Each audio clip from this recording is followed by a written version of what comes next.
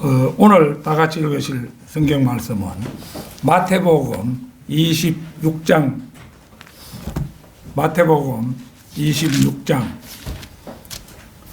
26절에서 29절까지 말씀입니다.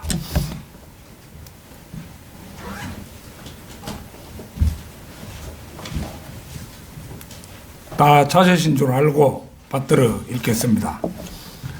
그들이 먹고 있을 때에 예수께서 빵을 가지고 축복하신 후 떼어 제자들에게 주시며 말씀하시기를 받아 먹으라, 이것은 나의 몸이니라 하시고, 또 잔을 가지고 감사를 드린 후에 그들에게 주시며 말씀하시기를 이것을 모두 마시라, 이는 이것이 죄들을 사하심으로 인하여 많은 사람을 위해 흘리는 나의 새 언약의 피이기 때문이라. 내가 너희에게 말하노니 이제부터 내가 너희와 함께 내 아버지의 왕국에서 새 것으로 마시는 그날까지 이 포도 열매에서 난 것을 마시지 아니하리라고 하시더라. 자, 오늘은 그 본문 말씀에 시사되어 있는 대로 주님의 몸과 새 언약의 피, 주님의 몸과 새 언약의 피, 이런 제목으로 말씀을 드리겠습니다. 일반적으로 성만찬이라고 불리는 이 예식은 이제 식사가 진행되는 동안에 행해졌습니다. 가톨릭의 견해는 이 식이 거행되는 동안 유다 이스카리옷은 그 자리에 없었다고 주장합니다마는 성경은 그가 있는 자리에서 이 식이 거행되었다고 말씀합니다. 오늘의 본문 말씀 바로 앞 20절부터 25절까지를 보겠습니다. 20절부터 25절까지. 유다 이스카리옷이 참석했느냐 안 했느냐, 거기에 딱 그 주안점을 두고 한번 보시기 바랍니다. 저녁이 되자 주께서 12과 함께 있으시더라. 앉으시더라. 12이라고 나왔죠. 유다 이스카리옷이 포함되었습니다. 그들이 음식을 먹을 때에 주께서 말씀하시기를 진실로 내가 너희에게 말하노니 너희 가운데 한 사람이 나를 배반하리라고 하시니 그들이 몹시 슬퍼하여 각자가 묻기 시작하기를 주여 그가 나니까라고 하더라. 주께서 대답하여 말씀하시기를 나와 함께 그릇에 손을 적시는 자가 나를 배반하리라. 인자는 자기에 관하여 기록된 대로 가거니와 인자를 배반하는 그 사람에게는 화 있으리라. 그 사람은 차라리 태어나지 아니하였더라면 그에게 좋을 뻔하였느니라고 하시더라. 그러니까 이거 태어나지 않으면 좋을 뻔한 사람이 바로 유다 이스카리옷이에요. 그때에 주를 배반한 유다가 대답하여 말씀드리기를 직접 여기에 말까지 하고 있죠. 선생님, 그가 나니까 라고 하니 주께서 그에게 말씀하시기를 그렇도다 하시더라. 보는 것처럼 성경은 유다 이스카리옷이 그 자리에 참석했을 뿐만 아니라 빵과 포도주를 받아 먹고 마셨으며 주님과 대화까지 나누었음을 알 수가 있죠. 빵과 포도주를 가톨릭은 성체라고 말합니다. 그러니까 성만찬 때 사용되는 빵과 포도주를 성체라, 거룩한 몸이라 이렇게 하는 거예요. 유다가 이 성체를 받았다는 것은 가톨릭에서는 큰 충격입니다. 왜냐하면 로마 가톨릭에서는 구원을 받기 위해 계속해서 성체를 받아야 한다고 가르치기 때문입니다. 로마 가톨릭에서 빵과 포도주는 매주 미사 때마다 행해집니다. 그들에게 있어서 성체는 실제적인 그리스도의 살과 피로 여겨지는데 주님의 살과 피를 매주 먹고 마시지 않는다면 구원을 잃어버린다고 말합니다. 이 말 엉터리지요, 이거. 우리가 이제 성경에 보면은 그 예수님과 함께 못 박혔던 강도 중에 한 사람, 낙원에 간 사람이 있지요. 그 사람이 주의 만찬에 참가했거나 했습니까? 빵과 포도주를 먹지 않았죠. 그게 이제 그거 한 가지만 봐도 분명한 그 엉터리가 분명한 거예요. 그러므로 성체를 받는 것은 구원에 있어서 그들에게는 이제 필수적이지만 우리에게는 그렇지가 않습니다.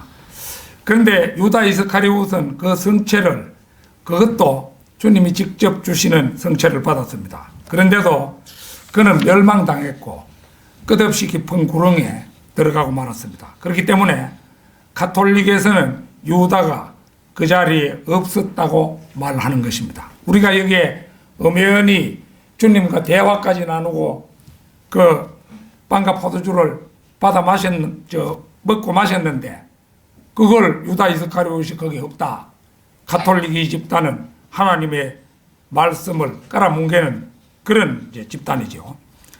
주님의 몸과 새 언약의 피. 첫째는 문자적 해석이냐 영적 해석이냐 하는 문제입니다.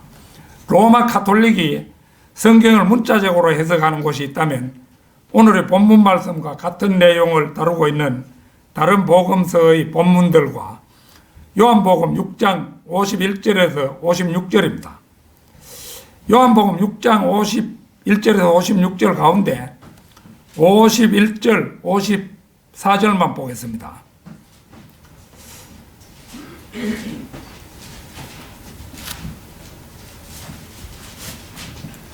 나는 하늘에서 내려온 살아있는 빵이니 누구든지 이 빵을 먹으면 영원히 살리라.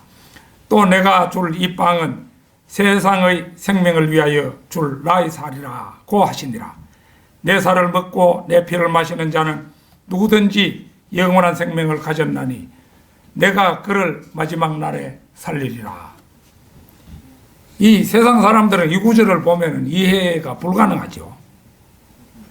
그러나 이 말씀은 단도직입적으로 말하면 예수 그리스도를 믿으라는 그 말이죠. 예수 그리스도를 믿으면 영원한 생명을 갖는다는 그 이야기인데, 어떻게 살아있는 사람의 살을 먹지? 뭐 이런 식으로 생각하면은 문제 해결이 안 되는 겁니다. 성경대로 믿는 사람들이 성경 해석에 있어서 1차적으로 취해야 할 자세는 문자적인 방법입니다. 이 말은 문자적으로 해석할 수 없는 부분을 제외하고는 항상 문자적으로 해석해야 한다는 것입니다. 그런데 요한복음의 이 부분은 도저히 문자적으로 해석할 수 없습니다. 누군가가 사람의 살과 피를 먹고 마신다면 그는 식인종과 다름없습니다.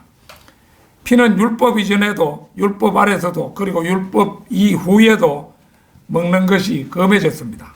그러므로 만약 요한복음 6장 51절과 마태복음 26장 26절에서 28절을 문자적으로 취한다면 그것은 피를 먹지 말라는 성경 구절들과 엄연히 모순이 되는 것입니다. 더구나 신부가 축복하는 순간 빵과 포도주가 이 신부는 이제 가톨릭 신부를 말하는 거죠. 이 신부가 축복하는 순간 빵과 포도주가 피로 변하고 이제 예수님의 살로 변한다는 것은 성경 어떤 구절로도 뒷받침될 수가 없습니다. 우리가 비유적 또는 상징적 본문을 취할 때에 알아야 할 것은 그 본문들이 문자적인 방법으로 뒷받침된다는 것입니다. 예컨대 요한복음 6장 51절에서 56절은 요한복음 6장 63절로 뒷받침이 됩니다. 그 63절 이렇게 되어 있죠. 살리는 것은 영이니 육은 전혀 무익하니라. 살리는 게 영이니까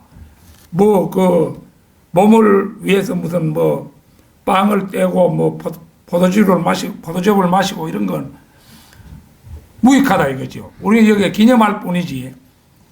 내가 너희에게 한 말들은 영이요 생명이라. 그러므로 오늘의 본문 말씀은 영적으로 해석해야 함이 확인이 되는 것입니다. 주님의 몸과 새 언약의 피, 둘째는 화채설이냐 기념설이냐 하는 문제입니다.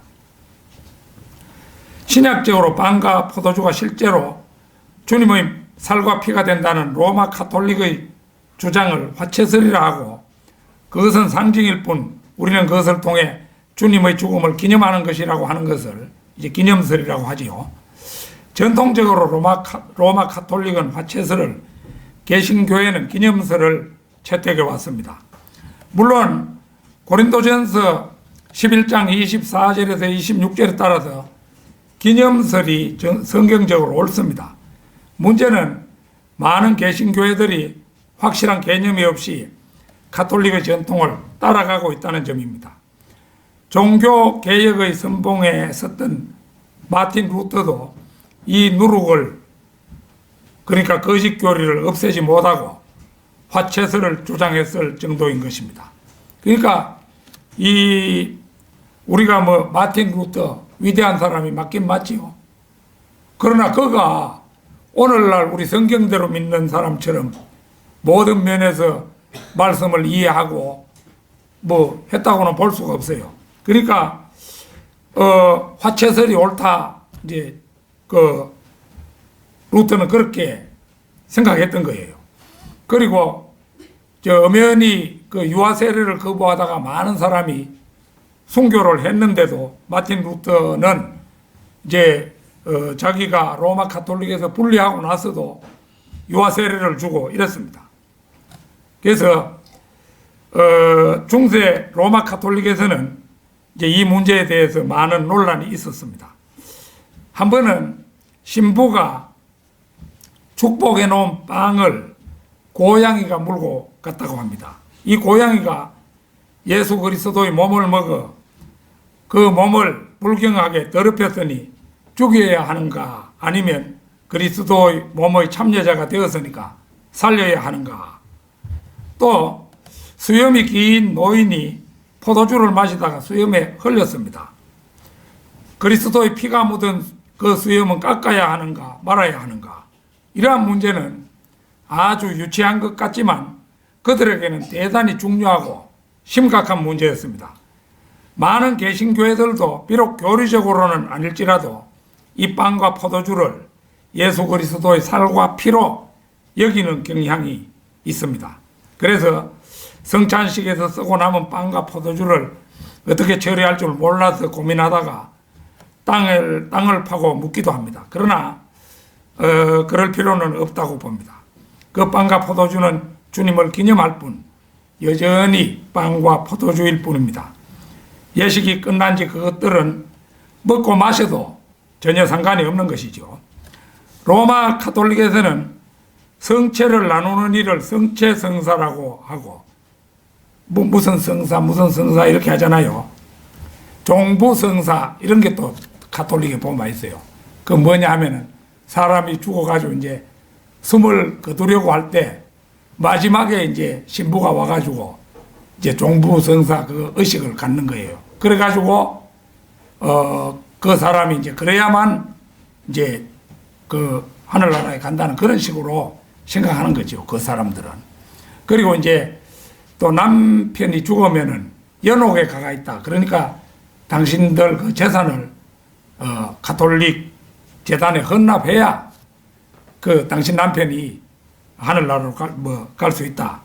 이런 식의 그 일을 저지르는 것이 로마 가톨릭입니다.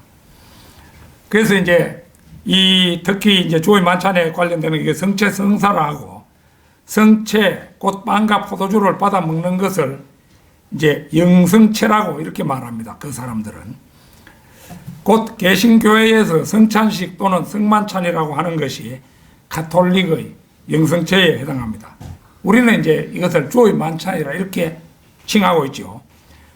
우리가 로마 가톨릭을 반대하는 많은 이유 가운데 하나는 그들이 미사라는 가증한 행위를 저지르기 때문입니다.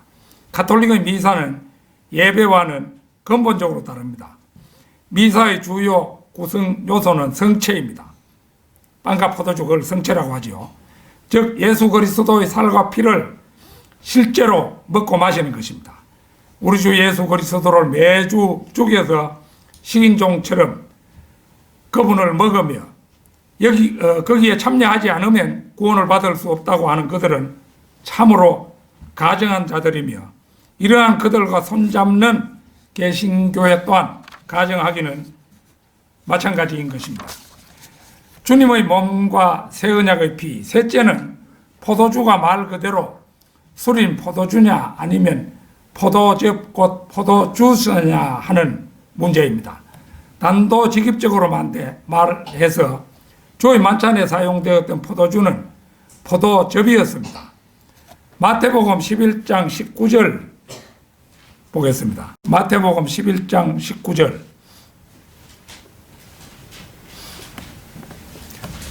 인자가 와서 먹고 마시니 그들이 말하기를 보라 탐식하는 자요 술을 즐기는 자며 세리들과 죄인들의 친구로다 하는도다. 보는 것처럼 바리새인들은 예수님을 술을 즐기는 자라고 비방하였지만 사실 예수님께서는 술을 마셨다는 증거는 성경 어디에서도 발견할 수가 없습니다.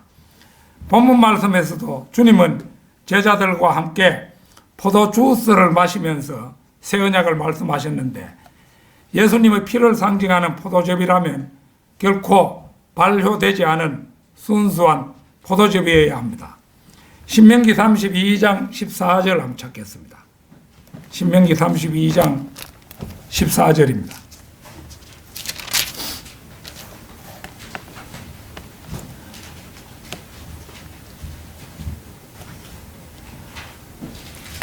소와 버터와 양의 젖과 어린 양들의 기름과 바산에서 기르는 순양들과 염소들과 기름진 미랄로 먹이셨으며 또 너는 포도의 순수한 피를 마셨도다.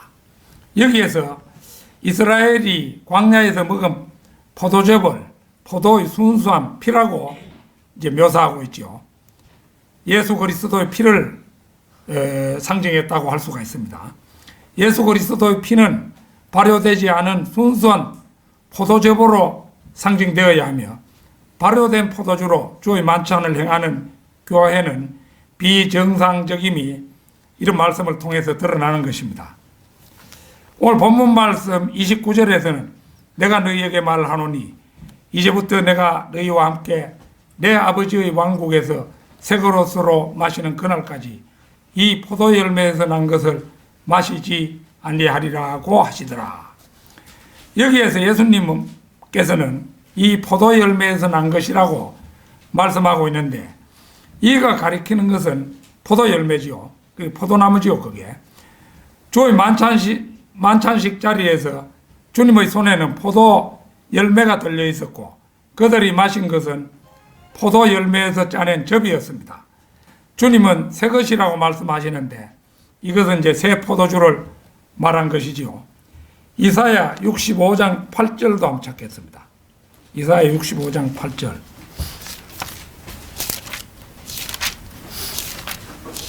(65장 8절)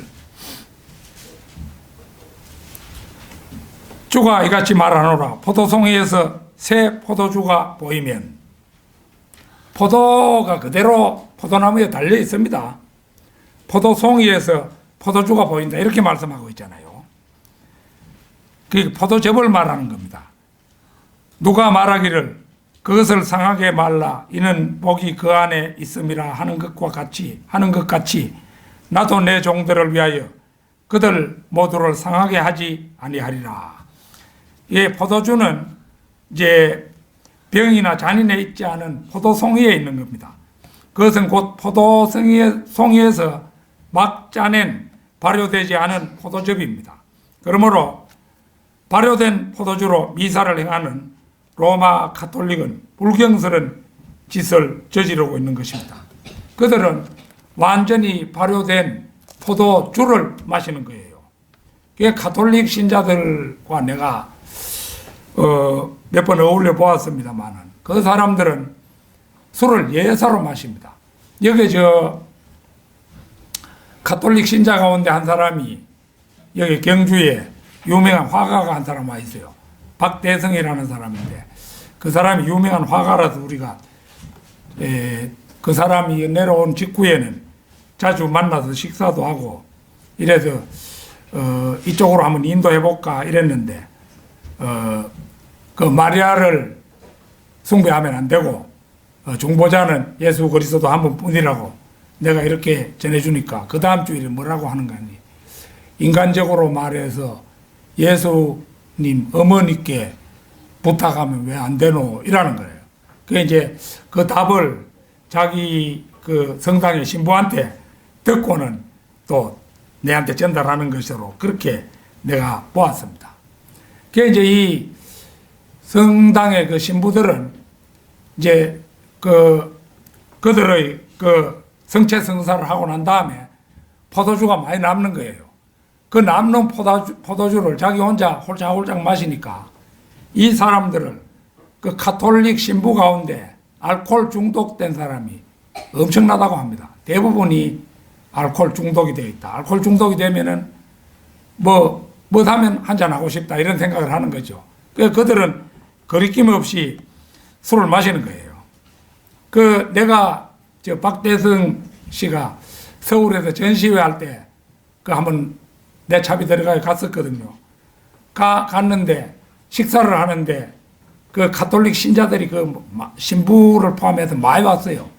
많이 왔는데 마침 신부들과 내가 딱 정면으로 앉았는데 예사로 술을 마시는 거예요. 내가 누군지도 모르죠, 그 사람들은. 그래, 이 사람들은 확연히 우리와는 다르구나. 이런 것을 그때 내가 느꼈었습니다.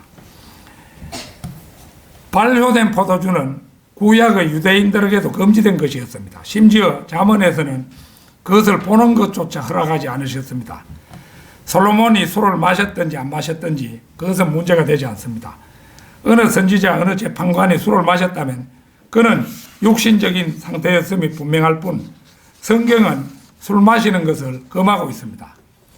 잠언 23장 31절에서 술은 붉고 잔에서 빛을 내며 매끄럽게 내려가나니 너는 술을 쳐다보지도 말라. 강력한 명령이지요. 잠언 31장 4절에서도 오 르무에라 그것은 왕이 해야 할 것이 아니니라. 술을 마시는 것은 왕이 해야 할 것이 아니며 독주를 마시는 것은 통치자들이 해야 할 것이 아니니. 이게 이제 잠언 31장 4절입니다. 유대인들은 40년의 광야 생활에서 술을 마시지 않았습니다. 신명기 29장 6절을 찾겠습니다. 신명기 29장 6절입니다.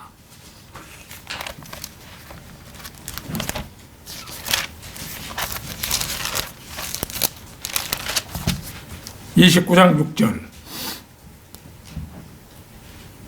너희가 빵도 먹지 않았으면 너희가 포도주나 독주도 마시지 않았으니 내가 주 너희 하나님인 것을 너희로 알게 하려는 것이니라. 그러나 그들은 이제 포도의 순수한 피는 마셨죠. 포도의 순수한 피는 그러니까 포도주만 마신 거예요. 그러므로 유대인들에게 허락된 유일한 포도주는 새 포도주, 즉 발효되지 않은 포도즙이었던 것입니다. 주님의 몸과 새 언약의 피, 넷째는 28절에 나오는 새 언약의 피입니다. 이는 이것이 죄들을 사하심으로 인하여 많은 사람을 위해 흘리는 나의 새 언약의 피이기 때문이라. 이제 26장에서 예수 그리스도의 죽으심이 어떤 의의를 가져오는지 제시되었고 27장에서는 주님께서 실제로 죽으심으로써 새 언약이 시작됩니다. 구약, 올드 테스트먼트 이렇게 하는데요. 첫 언약은 불완전했습니다. 이제 짐승을 잡아서 바치고 이런 것은 불완전했죠. 그래서 구약 시대 사람들은 그들의 죄는 깨끗게 되지 못하고 다만 짐승의 피로 죄를 덮기만 할 뿐이었습니다. 그래서 새 언약이 필요했는데 예수 그리스도께서 오셔서 십자가에서 완전한 피를 흘려주심으로 이 새 언약이 체결되었고 이 피를 통하여 죄는 깨끗게 될 수 있고 제거될 수 있게 되었습니다. 로마 가톨릭이 매주 미사를 드리는 것은 예수 그리스도의 새 언약의 피가 영원하지 못하다고 간주하여 매주 반복하는 것이므로 그 행위는 또한 가정할 수밖에 없는 것입니다. 새 언약은 예수 그리스도의 피와 더불어 시작되는 언약입니다. 히브리서 9장 16절 17절 찾겠습니다. 히브리서 9장 16절 17절.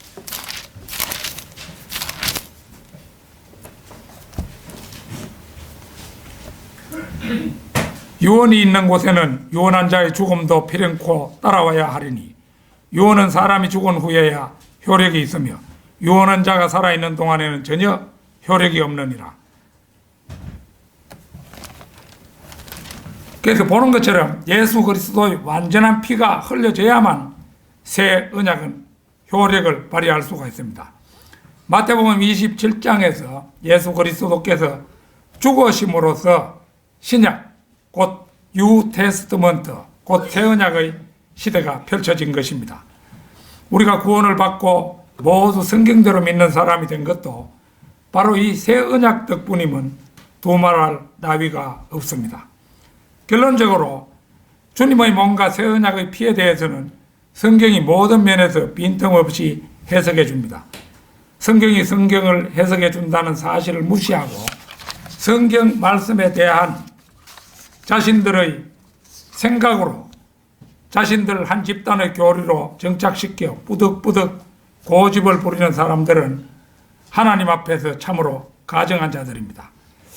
우리나라에서만도 수백만 명이 성경에는 눈이 멀고 집단 속의 교리에는 눈이 열려서 멸망의 길을 가지고 있죠. 바로 로마 카톨릭입니다. 그들은 집단적으로 이제 멸망의 길을 향해서 가고 있는 것입니다. 그 외에도 바른 성경이 없음으로 해서 새 언약의 의미도 모른 채 로마 카톨릭 노선을 따라가는 개신교회들도 마찬가지입니다. 잠언 16장 25절은 이렇게 말씀하죠. 사람에게 옳게 보이는 길이 있으나 그 끝은 죽음의 길들이니라. 말씀 그대로죠.